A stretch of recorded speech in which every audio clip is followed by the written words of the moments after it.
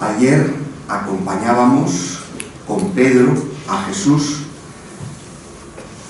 en esos dos momentos de su vida pública. Ese primer momento de la predicación en Galilea, nos acercábamos pues, a la llamada, a la invitación a la conversión, al anuncio del reino de Dios, y nos disponíamos y acompañábamos a Pedro y a Jesús en el inicio de ese camino hacia Jerusalén. La confesión de fe de Pedro, que es, digamos, el pistoletazo de salida de ese camino hacia la cruz, de ese camino hacia la pasión, con esas negativas de Pedro que surgen del corazón de un amigo. Es decir, Pedro lo que quiere es lo mejor para Jesús. Entonces, ¿para qué vamos a ir a Jerusalén si allí te espera lo que humanamente es lo peor, que es la muerte? Y en ese comienzo del itinerario, después de ir a Cesarea de Filipos y escuchar la confesión de fe de Pedro, contemplábamos esa primera parada en el camino, en el monte Tabor, contemplando el misterio de la transfiguración.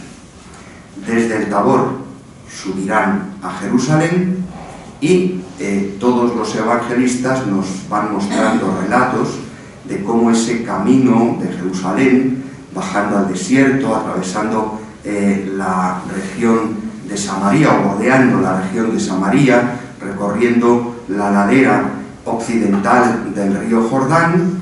Recordáis los relatos de sus paradas en Jericó, el encuentro con Zaqueo, la curación del ciego de nacimiento, y desde ahí cómo va subiendo para entrar triunfalmente el Domingo de Ramos en Jerusalén. ¿Qué ocurre en ese camino? Recordamos que hay diversos relatos en los cuales se nos sigue contando la incertidumbre de los discípulos, cómo cada uno va buscando su acomodo, como la madre de los cebedeos pues le pide un enchufito y un sillón para sus hijos. Esto del tráfico de influencias no es nuevo. ¿Y qué es lo que dice Jesús en ese caminar? Sabemos que en la primera parte, en la predicación de Galilea, sobre todo lo que ha hablado es del reino de Dios y ha mostrado el rostro paterno de Dios. Básicamente ese es el contenido de la predicación en Galilea. En cambio, el camino a Jerusalén es toda una lección, una reflexión con los discípulos sobre la vida de esa iglesia que ha proclamado solemnemente en Cesarea de Filipo: tú eres Pedro y sobre esta piedra edificaré mi iglesia. ¿Y esa iglesia cómo vive? ¿Esa iglesia de qué vive? ¿Esa iglesia cómo se comporta? Es decir, ¿cuál es la dinámica de ese inicial grupo de discípulos, grupo de apóstoles y otros que les acompañan, que de alguna manera están conformando la comunidad cristiana? Algo que nos puede venir muy bien a cada uno de nosotros, que no dejamos de ser aprendices de discípulos y miembros de un movimiento de iglesia, y que por tanto nuestra pertenencia a la iglesia la vivimos también en la pertenencia a un movimiento de la iglesia que es vida ascendente.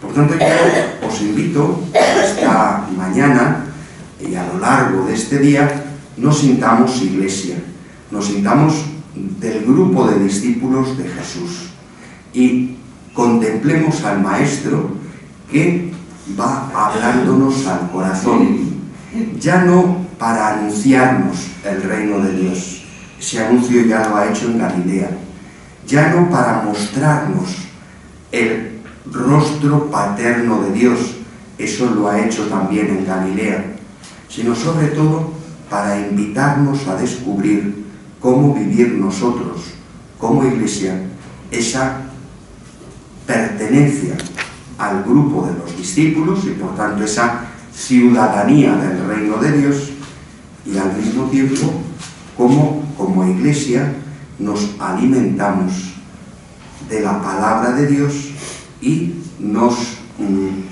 acompañamos y nos dejamos acompañar por Jesús como discípulos a la luz de su palabra.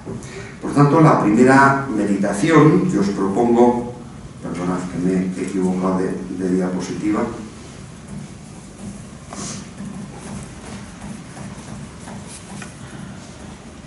ahora, ¿cómo nos introducimos en esa vida de la Iglesia? Os invito, en primer lugar, en esta primera meditación vamos a hablar de dos textos que tienen mucho que ver, pero que son de distintos evangelios. Básicamente nos estamos acompañando por el Evangelio de San Mateo. Hemos visto estos días, ayer, los capítulos 16, 17. Hoy nos vamos a acercar al capítulo 18. En el 16 tenemos esa predicación en las orillas del mar de Galilea y esa confesión de Pedro. En el 17 nos acercábamos a la transfiguración en el monte Tabor. Bajan del monte Tabor y siguen caminando hacia Jerusalén. Y surgen pues rencillas, no deja de ser un grupo humano, donde uno se siente más protagonista, donde el otro es un poco más envidioso, donde el otro hace trampas con los dineros, donde al final somos una comunidad de pecadores. Cuando rezamos el credo y decimos creo en la Iglesia Santa, decimos muy bien, queremos una Iglesia Santa porque está ungida por el Espíritu, está santificada por su fundador, que es el Señor, pero al final es una Iglesia santa pero formada por pecadores. Y en ese grupo de pecadores tiene que generarse una dinámica al estilo de Jesús nuestro Maestro, que hemos contemplado en Galilea, que se acerca a los pecadores, que come con ellos. Recordad los ejercicios de hace 2 años, los banquetes de Jesús con los pecadores, y que nos enseña a perdonar. Entonces, cuando surgen disputas entre ellos, Pedro, que al final tiene que ser el garante de la unidad de la Iglesia, se acerca a Jesús y le pregunta. Acercándose Pedro a Jesús, le preguntó: Señor, si mi hermano me ofende, ¿cuántas veces tengo que perdonarlo? Es decir, ¿cómo tenemos que vivir el perdón en nuestra comunidad cristiana? Si leéis el capítulo 18 entero, y os sugiero que lo hagáis, veréis que son las instrucciones que Jesús da cuando surgen esos conflictos en la comunidad. Recordad que en el capítulo 18 es donde nos encontramos con la corrección fraterna. Si tu hermano peca, repréndele a solas, corrígele a solas. Si no se corrige, llama a un par de testigos para que ellos le ayuden a su conversión. Y si no, pues al final tendremos que considerarlo como alguien que no es de nuestro grupo, porque si no vive un espíritu de conversión, pues en el fondo él solito se está excluyendo de nuestra comunidad. Entonces Pedro pregunta, bueno, ¿y eso hasta cuándo? ¿Hasta cuándo tengo que estar soportando los pecados de mi hermano? ¿Hasta cuándo le tengo que perdonar? ¿Cuántas veces tengo que perdonar? ¿Hasta 7 veces? 7, sabéis muy bien que es un número de un contenido simbólico, teológico en la Sagrada Escritura. El número 7 aparece muchas veces en el Antiguo y en el Nuevo Testamento, y siempre tiene una cierta relación con la creación. Dios crea el mundo en 7 días, y por tanto se habla de los 7 cielos, se habla de los 7 ángeles que acompañaron a Dios en la creación. Todos estos son escritos extrabíblicos, pero en la misma Sagrada Escritura recordamos que cuando el pueblo de Israel empieza la conquista de la tierra prometida, el primer pueblo que va a conquistar es Jericó, y se encuentra con una ciudad amurallada. Y dicen, bueno, pues antes de dar la batalla, que nos puede dar pal pelo porque venimos cansaditos del desierto, Pues vamos a intentar a ver si Dios nos ayuda. Y 7 veces dan la vuelta a la ciudad de Jericó, llevando el arca de la alianza y tocando las trompetas del jubileo, hasta que milagrosamente las murallas de Jericó caen y el pueblo puede conquistar ese símbolo, esa primera ciudad de la tierra prometida. Moisés se retira al monte Carmelo y hay una gran sequía y el rey le dice: bueno, pues tú que eres un hombre de Dios, pues mira a ver cuándo va a haber alguna tormentilla y va a empezar a llover. Entonces Elías se pone en oración en el monte Carmelo y tiene a un monaguillo, a un criado, que le dice: oye, asómate al mirador, allí mirando al mar, a ver si hay algún signo de tormenta. Y el muchacho se asoma 7 veces. Y a la 7ª vez ve como una nubecilla que viene por encima del mar, como si fuera la palma de una mano. Y cuando se lo dice a Elías, Elías pues pronostica que viene la lluvia y le dice al rey: unce el carro y vete a Jezreel para que no te pille la lluvia. Es decir, el número 7 es un número de contenido simbólico en la Sagrada Escritura. Y siempre nos habla de esa creación que Dios ha concluido en 7 días. Por tanto, es un número que nos habla de la totalidad. Todo se hizo en 7 días. Por tanto, cuando Pedro pregunta si tiene que preguntar, es que tiene que perdonar 7 veces, en el fondo ya está intuyendo la respuesta, porque 7 es todo lo creado. Entonces tengo que estar siempre perdonando. Y Jesús remacha: no te digo hasta 7 veces, sino hasta 70 veces 7. Es decir, siempre, siempre, siempre y hasta la eternidad. ¿Por qué? Porque en el ADN de la comunidad cristiana está el perdón. Un perdón que surge de una experiencia. Yo no soy capaz de perdonar de corazón si en primer lugar no he experimentado en mis carnes, en mi alma, el perdón. Un niño que nunca ha experimentado el perdón vivirá siempre en el rencor y será incapaz de perdonar. Cuando un niño hace una trastada y es abrazado por sus padres y se siente reconciliado, es capaz de perdonar o no a su hermano cuando le hace alguna trastada. Por eso Jesús, junto a esa afirmación, podríamos decir, de carácter teórico, es decir, ¿cuánto tengo que perdonar? Pues 70 veces 7, es decir, 490 veces. ¿Nos está hablando solo de eso? No, nos está hablando de una actitud y de una dinámica de perdón en la cual tenemos que hacernos aprendices, tenemos que hacernos discípulos. Por eso veis que he titulado la charla En la escuela del perdón. La experiencia de sentirnos perdonados es una experiencia que nos tiene que llevar a perdonar. Cuando hemos metido la pata y hemos sido perdonados, somos más comprensivos con aquel que mete la pata como nosotros.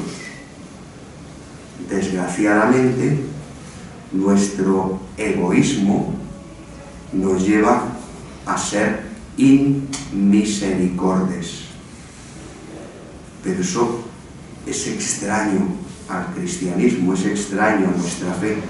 Una persona que ha sido reconciliada por Dios y no es capaz de perdonar, una de dos: o es un ingrato que no sabe reconocer esa experiencia del perdón, o es que no la ha hecho suya y por tanto vive rostro de Dios no como el de un padre que perdona, sino como el de un juez que condena. Por eso Jesús añade una parábola, para que Pedro y los apóstoles y nosotros hoy podamos entrar en esa escuela del perdón. Por eso se parece el reino de los cielos a un rey que quiso ajustar las cuentas con sus criados. Cuando utilizamos la expresión reino de los cielos, a menudo nuestra tentación es pensar en el final, en el momento en que vamos al cielo. Sabéis que en hebreo, en la lengua de la Sagrada Escritura y en la vida práctica de los judíos, decir el nombre de Dios era como mentar lo más sagrado, y por tanto se buscan expresiones que omitan el nombre de Dios para referirse a Él. Por tanto, decir reino de los cielos es decir reino de Dios, no reino de lo que vendrá al final de los tiempos o al final de nuestra vida cuando vayamos al cielo. El reino de Dios ya está aquí, porque ha sido instituido por Cristo aquí. Por tanto, el reino de los cielos se parece, no nos está hablando Jesús de la vida eterna, sino que nos está hablando ya del hoy, de nuestra vida concreta, nuestra pertenencia a la Iglesia, que es, digamos, la carta de ciudadanía del reino de Dios. Recordad que el nombre de Dios en hebreo es la palabra Yahvé. Llega un momento, y recordad también que en la lengua hebrea normalmente no se escriben las vocales, solo se escriben las consonantes. De tal manera que en las copias más antiguas del Antiguo Testamento llega un momento que para no violentar el nombre de Dios sustituyen la palabra Yahvé por la palabra Adonai, el Señor. Santo, santo, santo, Yahvé Sebaot, el Dios de los ejércitos. Y entonces sustituyen Yahvé por Adonai, por el Señor. Santo, santo, santo es el Señor.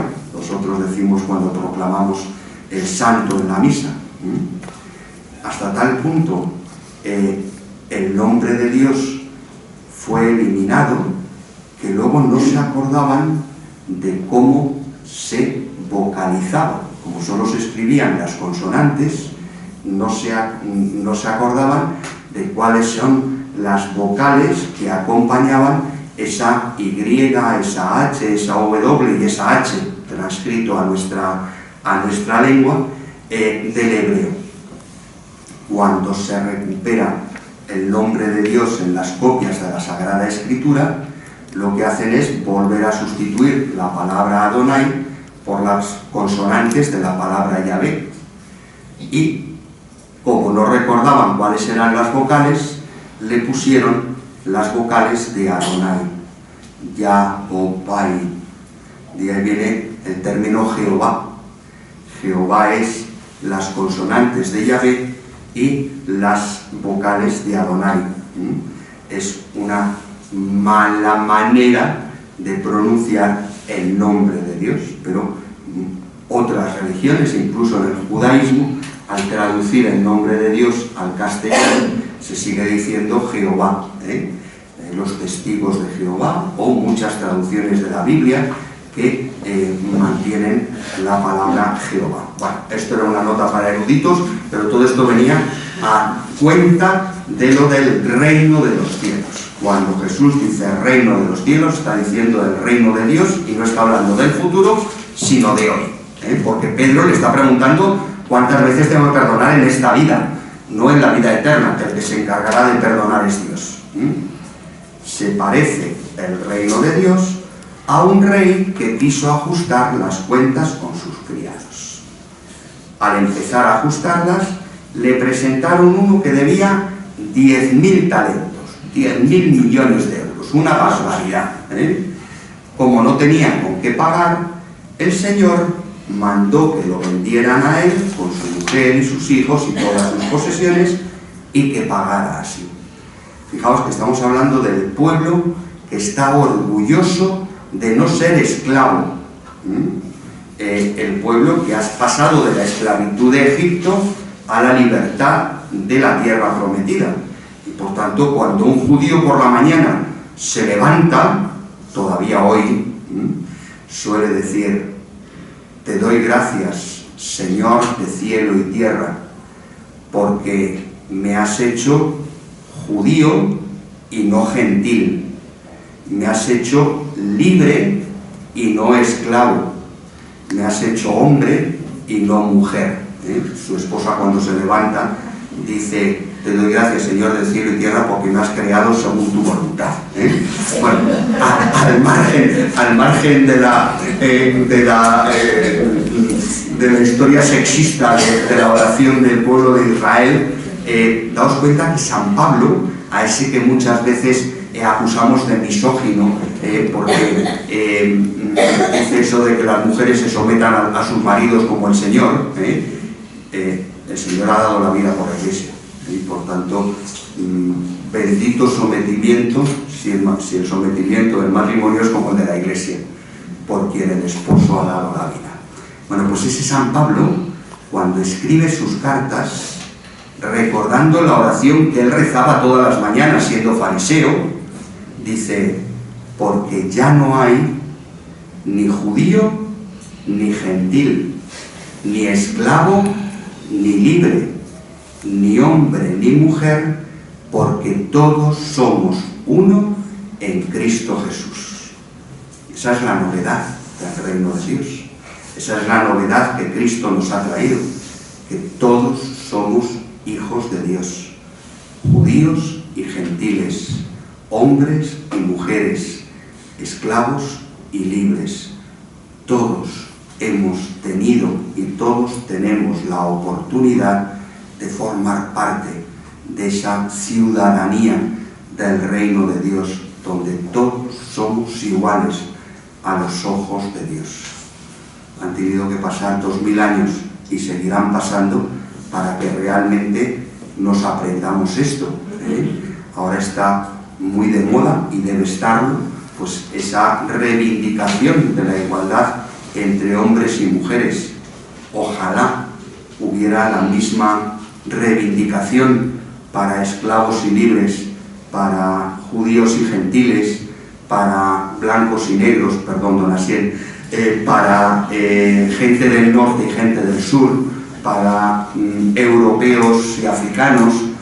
Ojalá la semilla del Evangelio vaya transformando, transfigurando el mundo, para que podamos realmente vivir esa realidad. Pues fijaos, en esa sociedad que da gracias a Dios porque son libres y no esclavos, la consecuencia del débito es que el Señor, a quien le deben una pasta gansa, condena a la esclavitud a aquel criado moroso y a su familia, para que paguen la deuda. El criado, arrojándose a los pies, le suplicaba diciendo: ten paciencia conmigo y te lo pagaré todo. Somos hijos del Dios de la paciencia, la misericordia, la compasión, la aceptación del otro pasa por la paciencia. Me gustó mucho en la carta, en el mensaje que el Santo Padre escribe cada año al comienzo de la Cuaresma. Todos hemos tenido a mano ese mensaje, una imagen que ponía el Papa y que habla de la esperanza. Hablamos de esperanza en Adviento, pero no hablamos de esperanza en Cuaresma. Y él venía a decir: como el pueblo de Israel entró en el desierto, también nosotros somos invitados a entrar en el desierto en el tiempo de Cuaresma. Desgraciadamente, dice el Papa, el desierto del pueblo de Israel muchas veces es muy distinto al desierto en el que viven nuestros hermanos. ¿Por qué? Porque el desierto que atraviesa Israel tiene al final del camino algo que les motiva, que es llegar a la tierra prometida. Hay mucha gente que vive en un desierto sin tierra prometida, sin horizontes, sin futuro, sin esperanza. Vivir la Cuaresma, dice el Papa, significa adentrarnos en el desierto esperanzados, sabiendo que al final del camino Cristo va a morir por nosotros y nos va a dar la libertad de los hijos de Dios. Y por tanto, entrar en el desierto con sentido. ¿Para qué? Dice el Papa. Para que el desierto no sea un desierto de esclavitud sin esperanza, sino que sea un desierto como el de Oseas. Recordáis que el profeta Oseas es el que habla del desierto como el lugar donde Dios recupera el amor del pueblo. El pueblo que caminaba por el desierto en el Éxodo experimenta que Dios es providente, que cuando tienen hambre les da el maná, que cuando tienen sed les da el agua que emana de la roca, cuando se cansan de comer solo pan, pues les da las codornices, cuando las serpientes les van a picar, le da un estandarte a Moisés para que ahuyente a las serpientes. Es decir, tenemos un Dios que cuida de nosotros porque nos ama. Y por tanto, ir al desierto, volver al desierto, es recuperar el primer amor. El Papa, por tanto, nos invita a entrar en el desierto para recuperar el amor y la esperanza. Los que me habéis oído predicar en otras ocasiones, cuando hablo de esperanza suelo decir que la esperanza tiene dos hijas, que son la alegría y la paciencia. Quien vive con la esperanza no entra en tristeza, porque a pesar de las dificultades sabemos que hay una meta que nos llena de alegría. El que vive con esperanza no se impacienta, porque sabe ponerse al ritmo de Dios. Es paciente consigo mismo, es paciente con las circunstancias que le tocan vivir y es paciente con las personas con las que se encuentra. Los que no tienen esperanza, los que no saben mirar al futuro con la certeza de que lo mejor está por llegar, al final se impacientan y quieren que todo sea ya. Y cuando queremos que todo sea ya, precipitamos la búsqueda de esos objetivos cortoplacistas a los que vivimos, que es la obtención del placer, la obtención del dinero, la obtención de lo inmediato. Huimos de nuestra desesperanza buscando pequeños consuelos que son tremendamente efímeros porque nos invade la impaciencia. Nuestra relación con Dios es como la relación de ese siervo que invoca la paciencia del Señor, que al mismo tiempo nos hace a nosotros pacientes.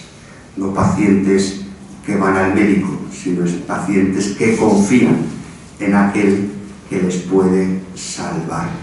Por eso a los enfermos que se ponen en manos de otros se les llama pacientes, porque ponen la paciencia al servicio de una confianza en alguien que les puede ayudar a sanar.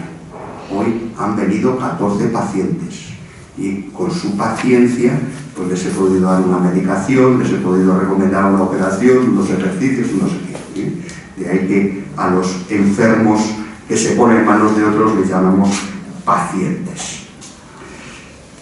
Cuando invoca la paciencia, del Señor, el Señor se compadeció. Se compadeció el Señor de aquel criado y lo dejó marchar, perdonándole la deuda. Me olvido, no me debes nada, anda, tira para adelante. Es decir, la paciencia todo lo alcanza, incluso el perdón de las deudas. Si yo he experimentado que aquel a quien le debo una fortuna me lo perdona, ¿qué debería hacer yo? Tener la misma paciencia con los demás, ¿no? Perdonar a los demás. Pero al salir, el criado encontró a uno de sus compañeros que le debía 100 denarios, le debía 20 euros. Una cosa nimia. Pero claro, yo me pongo en la piel de este. Dice, claro, si yo hubiera sido exigente con aquellos que me deben un poquito, con los poquitos que me deben a lo mejor le podía haber pagado al otro y no me hubiera puesto colorado y no hubiera tenido que implorar su misericordia. Es decir, también nos ponemos en la lógica de aquel. Pero si la lógica se adecua a aquel que ha sido paciente conmigo, no hubiera pasado esto. Agarrándolo lo estrangulaba diciendo, págame lo que me debes. El compañero, arrojándose a sus pies, le rogaba diciendo, ten paciencia conmigo y te lo pagaré. Pero él se negó y fue y lo metió en la cárcel hasta que pagara lo que debía. Sus compañeros, al ver lo ocurrido, quedaron consternados y fueron a contarle a su señor todo lo sucedido. Entonces el Señor lo llamó y le dijo, siervo malvado, toda aquella deuda te la perdoné porque me lo rogaste. ¿No debías tú también tener compasión de tu compañero como yo tuve compasión de ti? Y el Señor, indignado, lo entregó a los verdugos hasta que pagara toda la deuda. Lo mismo hará con vosotros mi Padre Celestial, si cada cual no perdona de corazón a su hermano.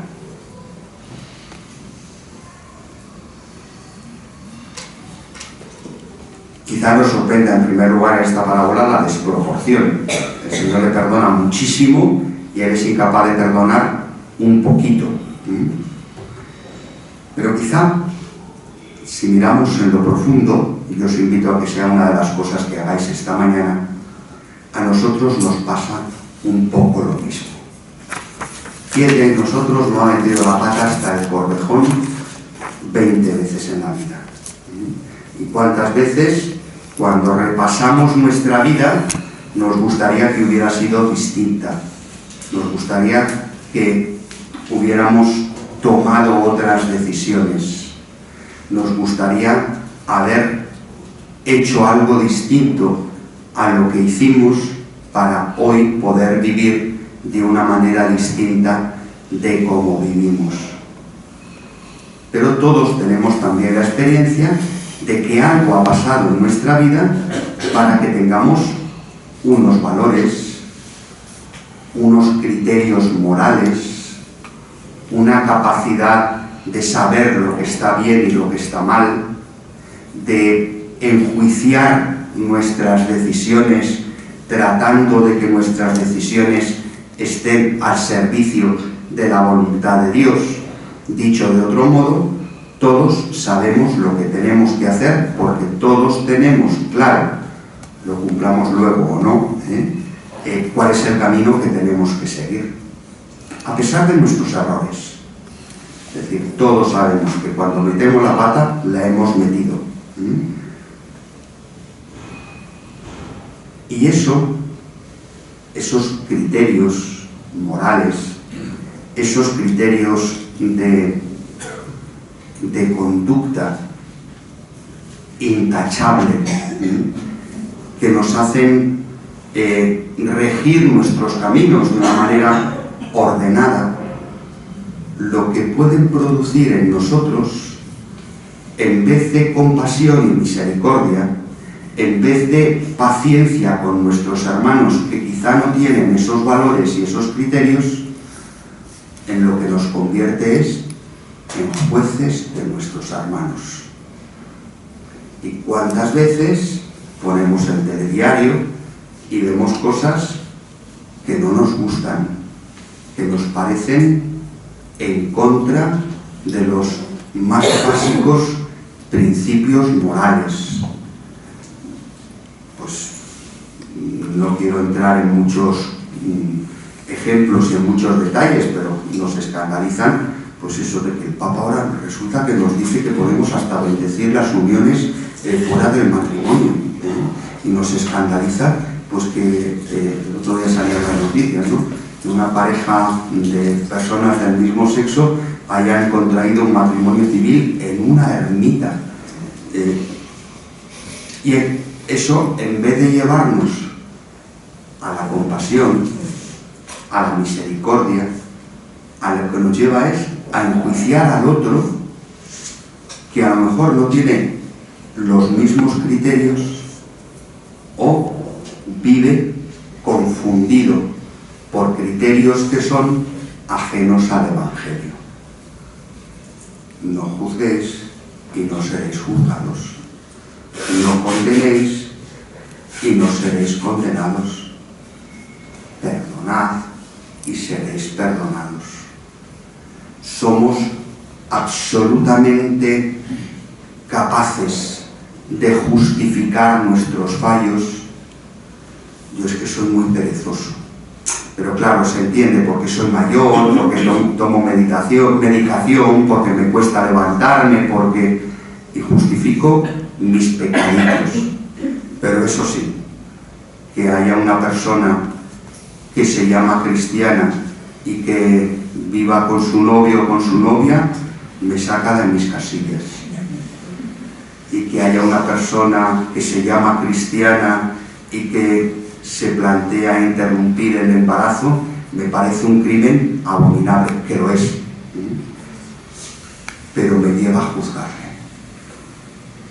Recordemos que en la escuela del perdón, Jesús nos lleva y nos invita a perdonar siempre, a ponernos siempre en el pellejo del otro, a condenar el pecado, pero a acoger y salvar siempre al pecador. Recordad el pasaje de la mujer adúltera. El adulterio es un pecado, y un pecado condenado por la ley de Moisés con la lapidación. Cuando llevan a aquella mujer ante Jesús, le dicen: el pecado está claro y la condena está clara, hay que apedrearla. ¿Tú qué dices? ¿Qué dice Jesús? Se pone en el pellejo de la otra y le dice: nadie te condena, yo tampoco, en adelante no peques más. Es decir, el perdón y la bendición ha de ir unida a la invitación a la conversión, pero siempre desde la misericordia, nunca desde el juicio, nunca desde la excomunión, sino desde la búsqueda de la comunión. Por eso tengo que perdonar 70 veces 7. No porque justifique alegremente lo que está mal. Lo que está mal tenemos que luchar contra ello, pero siempre acogiendo al que hace cosas malas para darle la oportunidad de que reconozca su pecado ante Dios y pueda ser reconciliado, como lo soy yo cada vez que me acerco al sacramento de la penitencia, sea cual sea el pecado que he cometido. No hay ni un solo pecado que no se pueda perdonar, dice Jesús, excepto el pecado contra el Espíritu Santo, que todos sabemos que lo que significa es: se puede perdonar todo menos lo que tú no quieres que se perdone. Es decir, tu desconfianza en que Dios te puede perdonar. Ese es el pecado contra el Espíritu Santo. Yo quiero tan poco a Dios, o quiero tan mal a Dios, que no quiero de Él ni siquiera su perdón. Entonces, evidentemente, si yo no quiero ser perdonado, si yo no quiero vivir en comunión con Dios, Dios respeta mi libertad y permite que yo pueda negarme a recibir su perdón. Pero todo puede ser perdonado, por muy graves que sean nuestros pecados. Y por tanto, si Dios hace eso conmigo, ¿qué tengo que hacer yo con mis hermanos? Pues perdonar de corazón. Perdonar de corazón, muchas veces en nuestro lenguaje común hablamos de que perdono pero no olvido, a que es algo muy común.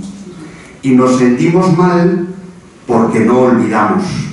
Es verdad, yo he perdonado, pero no soy capaz de olvidarme. Claro, porque Dios te ha dado el regalo de la memoria. Gracias a Dios no tienes demencia, no tienes Alzheimer, no se te olvidan las cosas. Bueno, algunas sí, ¿verdad? ¿Cuántas veces hemos ido al frigorífico, hemos abierto y decimos, ¿y qué venía yo a buscar? Eso no es, Perdonar, pero no olvidar, es lo normal. El problema es que el no olvidar a menudo lo confundimos con el rencor, con el guardarme las cositas en el bolsillo por si acaso algún día las tengo que utilizar. Oye, yo te perdoné y mira, y vuelves a hacer lo mismo. Pues en el fondo es que no lo has perdonado, porque si estás guardando cuentas del mal que te hicieron, es que no has perdonado de corazón, estás guardando rencor. No es que tengas memoria, es que tienes malos sentimientos, es que tienes rencor guardado en tu corazón. Y eso es lo que el Señor nos invita a expulsar de nuestro corazón. Por tanto, acompañar a Jesús en el camino a Jerusalén significa entrar siempre en la dinámica del perdón. Estar siempre construyendo y no destruyendo. Significa siempre estar sumando y no restando. Se trata siempre de estar multiplicando y no dividiendo. Parece que os estoy enseñando las 4 reglas, ¿verdad? Pero fijaos, siempre, siempre, siempre sumar y multiplicar. Nunca, nunca, nunca restar y dividir. Porque cuando restamos, es decir, cuando no aportamos lo mejor de nosotros mismos al bien común y al bien de la Iglesia, estamos destruyendo el cuerpo de Cristo. Estamos dejando manco, estamos dejando tuerto, estamos dejando cojo a ese cuerpo de Cristo del cual todos formamos parte, al cuerpo de la Iglesia, que en definitiva es estar haciendo ineficaz el reino de Dios, ese reino de los cielos que acontece también en la tierra. De alguna manera, esto tiene que ver en la vida sacramental de la Iglesia con el sacramento de la reconciliación, con la confesión. El otro gran pilar que mueve y que alimenta y que enriquece a la Iglesia es la Eucaristía. Hablaremos después de la mano de Pedro, la presencia de los apóstoles en el cenáculo, en la institución de la Eucaristía. Pero quisiera como apuntar ya alguna idea en esta primera meditación de la mañana. Y para ello os invito a tomar en nuestras manos el capítulo 6 del Evangelio de San Juan. Como ya hace 2 años abundamos mucho en este capítulo 6, en la primera parte, los versículos esos que pongo ahí, Confer 25-59, esos son los versículos que hacen referencia al discurso del pan de vida, que es el discurso en el cual San Juan recoge la teología de la Eucaristía. Luego hablaremos de cómo, a diferencia de los otros tres evangelistas que nos cuentan la institución de la Eucaristía en la última cena, San Juan omite las palabras de la institución de la Eucaristía en la última cena y reemplaza ese momento del tomad, comer, tomad, beber, por el lavatorio de los pies, en el cual nos detendremos dentro de un rato. ¿Por qué? Pues básicamente porque lo que tenía que contarnos sobre la Eucaristía ya nos lo ha contado en este capítulo 6 del Evangelio. Es decir, los versículos 25 a 59 son los que nos hablan de ese pan de vida eterna, que es mi carne para la vida del mundo, y por tanto el que come mi carne y bebe mi sangre tiene vida eterna, y yo lo resucitaré en el último día. Pan y vino, que son el cuerpo y la sangre de Jesús. Los versículos anteriores al 25 ya de alguna manera los hemos visto contados por otros evangelistas. Del 1 al 25 San Juan nos cuenta la multiplicación de los panes y los peces, que recordáis que terminan en el Evangelio de San Juan con que lo quiere proclamar rey, y Jesús se va al monte a orar. ¿Y qué hace después? Baja del monte y camina sobre las aguas. Ayer leíamos el mismo relato contado por San Mateo, pero San Juan nos cuenta lo mismo inmediatamente antes del discurso del pan de vida. Es decir, la multiplicación de los panes y los peces y el caminar sobre las aguas de alguna manera son un preludio de ese discurso sobre la Eucaristía. En definitiva, el capítulo 6 del Evangelio de San Juan de alguna manera es un resumen de la Semana Santa, porque nos habla de la Eucaristía, Jueves Santo, anunciada con la multiplicación de los panes y los peces y explicada con el discurso del pan de vida, y en medio Jesús caminando sobre las aguas, que nos habla de muerte y resurrección. Ya lo decíamos ayer, con lo cual no aludo más. Cuando Jesús termina el discurso del pan de vida, empiezan las reacciones. Muchos de sus discípulos, al oírlo, dijeron: este modo de hablar es duro. ¿Quién puede hacerle caso? Es que este dice unas cosas que son muy exigentes. Claro, nosotros íbamos a seguirle porque nos daba de comer de borra, y ahora resulta que nos habla de carne para la vida del mundo, nos habla de que nos alimentemos de él, de que le sigamos hasta el final, nos pide unas cosas. Sabiendo Jesús que sus discípulos lo criticaban, les dijo: ¿esto os escandaliza? Pues no queda nada. Y si vierais al Hijo del Hombre subir a donde estaba antes, es decir, y si os dejo solo y me vuelvo al cielo y me dejáis en paz. El Espíritu es quien da vida. La carne no sirve para nada. Y vosotros vivís para la carne, porque al final me queréis para llenaros la panza. Las palabras que os he dicho son espíritu y vida, y con todo hay algunos de entre vosotros que no creen. Pues Jesús sabía desde el principio quiénes no creían y quién lo iba a entregar. Y dicho esto, y dijo: por eso os he dicho que nadie puede venir a mí si el Padre no se lo concede.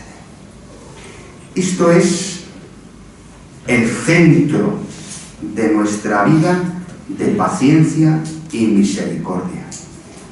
Al final, nuestro sufrimiento más profundo tiene mucho que ver con que yo voy a misa pero mis hijos no, y mis nietos ni siquiera los han bautizado.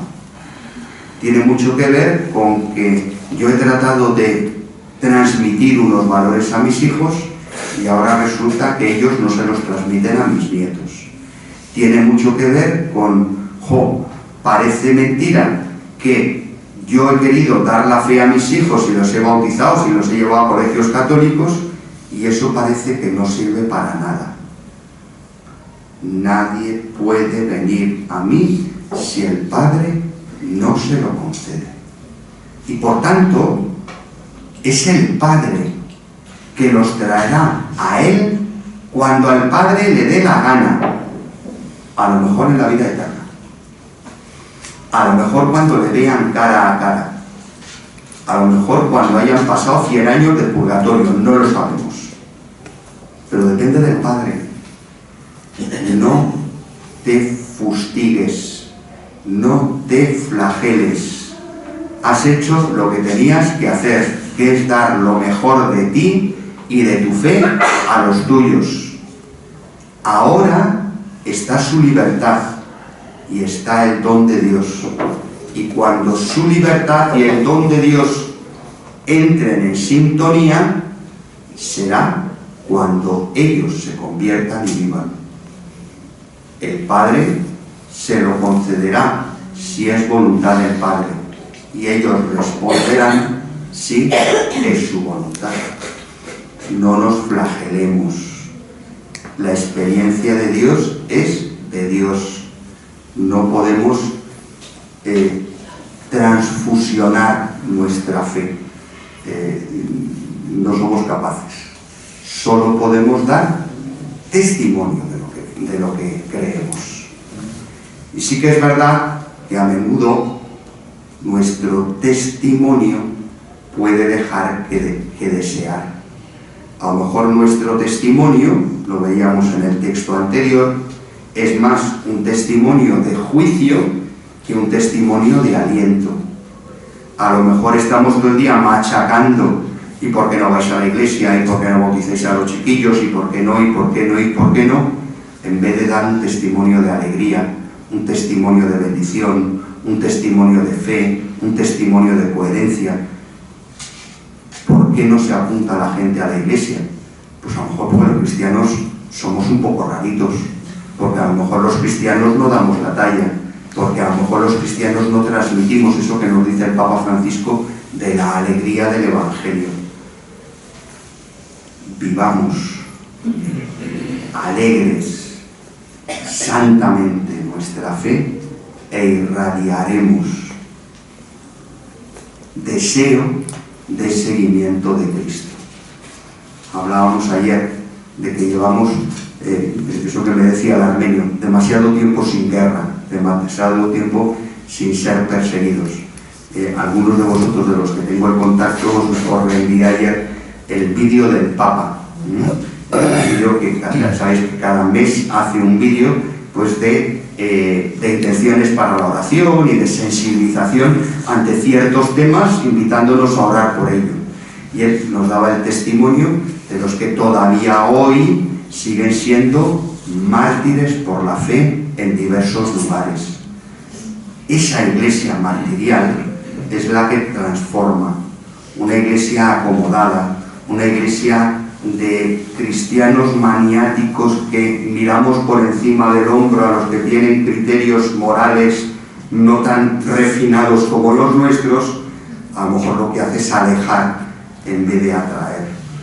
A lo mejor necesitamos más martirio y menos magisterio, menos creernos, magisterio en el sentido en que hablábamos ayer en la misa, ¿no? De erigirnos en maestros de los demás. Nuestro testimonio, sabéis que la palabra mártir en griego es testigo, es decir, los que iban a testificar en un juicio eran los mártires, Entonces el martirio se asimila a aquellos que mueren dando testimonio de Jesucristo, Pues quizá nuestro testimonio, aunque no sea un martirio sangriento, puede transformar más que nuestro juicio, nuestra queja, nuestro pesimismo, nuestro esto se está acabando, nuestro esto no da para más, nuestro parece que quedamos 4 y cada vez más viejos y esto no tiene futuro. Estamos en manos de Dios, esto tiene el futuro que Dios quiera. Yo creo que después de tanto empeño para sacar a su iglesia adelante, yo creo que quiere, porque tiempos peores ha habido y testimonios peores ha habido. Muchas veces nos quejamos del sucesor de Pedro. Fíjate, después de San Juan Pablo II, de San Pablo VI, de San Juan XXIII, del casi San Benedicto XVI, algún día lo será, yo estoy seguro, canonizado. Ahora resulta que nos viene que no le entendemos muy bien, que dice cosas muy raras y que parece como que hay que estar explicando siempre lo que piensa. Espero que a lo que nos invites a ser testigos de la fe. Y yo creo que ahí lo único que tenemos que hacer es seguirle. Hablaremos de esto mañana por la mañana. Nadie puede venir a mí si el Padre no se lo concede. Ser discípulos es fruto de una llamada por parte de Dios y una respuesta por parte del hombre. Desde entonces, muchos discípulos suyos se echaron atrás y no volvieron a ir con él. Eso es lo que nos está pasando. Si nosotros somos fieles y mostramos el Evangelio con toda su alegría, pero con toda su exigencia, muchos se van corriendo. ¿Y qué ya pasó en la época de Jesús? Entonces Jesús les dijo a los 12, al grupito más íntimo: ¿también vosotros queréis marcharos? Hoy, esta mañana, nos dice a nosotros: ¿también vosotros vais a dar la espalda? Que dice en el lenguaje taurino. Simón Pedro le contestó: Señor, ¿a quién vamos a acudir? Tú tienes palabras de vida eterna. Nosotros creemos y sabemos que eres el Santo de Dios. ¿Quién fue el primero en decirle a Jesús: eres el Santo de Dios? ¿Quién se acuerda? También fue en la sinagoga de Cafarnaúm. ¿No? Antes de Pedro, ¿quién se lo dijo? El demonio. Cuando expulsa el demonio de aquel paralítico en la sinagoga de Cafarnaúm, en el mismo lugar, el primero que le reconoce como el Santo de Dios es el demonio. Decir que Jesús es el Santo de Dios no significa una virtud por parte de uno. Depende de la fe que tenga. El demonio no tiene fe, tiene conocimiento porque sabe que es el Hijo de Dios. Y le dice: tú eres el Santo de Dios, déjame en paz, no quiero saber nada de ti. En cambio, Pedro le proclama Santo de Dios. ¿Por qué? Porque ¿dónde vamos a acudir si solo tú tienes palabras de vida eterna? Nosotros creemos y sabemos que eres el Santo de Dios. El demonio solo lo sabe, pero no le cree. Nosotros creemos y sabemos que eres el Santo de Dios. Muchas veces también nosotros, en nuestra ya dilatada vida, también podemos decir: Señor, ¿dónde vamos a acudir? Entre otras cosas porque ya a nuestros años no lo vamos a hacer ahora budistas, ¿verdad? ¿Dónde vamos a acudir? Pues a lo que conocemos, a lo que sabemos, a donde estamos a gusto, a nuestro grupito de vida ascendente. No es eso lo que dice Pedro. No acudimos a otro sitio porque no encontramos otra cosa. No. Es que no podemos ir a otro sitio porque aquí tenemos la perla escondida, el tesoro escondido, tenemos lo mejor que nos puede pasar. Hemos encontrado al Señor. Él está vivo en medio de nosotros y no tenemos otro sitio donde acudir que encontremos esa gracia, esa frescura, esa alegría, esa paz, esa serenidad que nos transforma, aunque este modo de hablar sea duro. Aquellos que se van, que pegan la espanta, es porque Jesús les ha exigido un mínimo compromiso, que es seguirle a Jerusalén, que no es mucho más, pero no están dispuestos. Tú me puedes salvar, sálvame ya, y déjame de romances, déjame de seguimientos, déjame de historias, porque si eres Dios, sálvame y ya está. Esa es la tentación en la cruz. Si eres hijo de Dios, sálvate a ti mismo y déjanos en paz. No queremos que nos compliques la vida.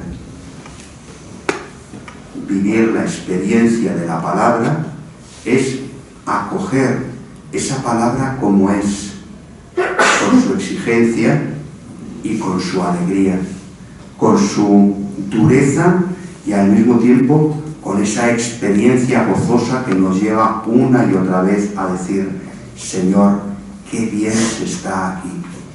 Solo tú tienes palabras de vida eterna. Me mola estar contigo. Y cuando estoy contigo, se me pasa el tiempo volando. He estado 1 hora delante del Santísimo y me han parecido 10 minutos. Sencillamente porque he cogido la palabra de Dios y he disfrutado tanto que no necesito nada más. Señor, ¿a quién vamos a acudir? Tú tienes palabras de vida eterna. Pues a disfrutar. Leed, releed los textos. Os he puesto los versículos anteriores, posteriores, para que podáis tener un poquito ese contexto y dad gracias a Dios. Uno, por su palabra, porque esa palabra siempre es nueva para nosotros. Yo estoy seguro de que muchos de los textos que estamos comentando estos días los habéis oído 1000 veces y yo los he predicado 1000 veces y resulta que hoy aquí hay algo nuevo, algo que me sorprende, algo que me llena, una nueva intuición que me hace como completar la comprensión y sobre todo completar mi vida cristiana.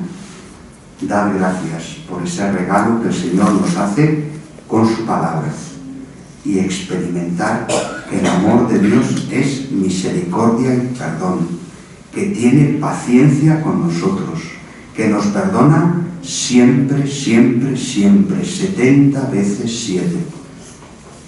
Y pedirle con humildad al Señor que también nosotros tengamos la misma paciencia con los que están a nuestro alrededor, que perdonemos siempre, que bendigamos siempre y que acojamos siempre al pecador, porque solo con nuestro perdón podrá caer en la cuenta de su pecado y podrá rectificar su camino, que es el camino de la Iglesia, el camino hacia Cristo.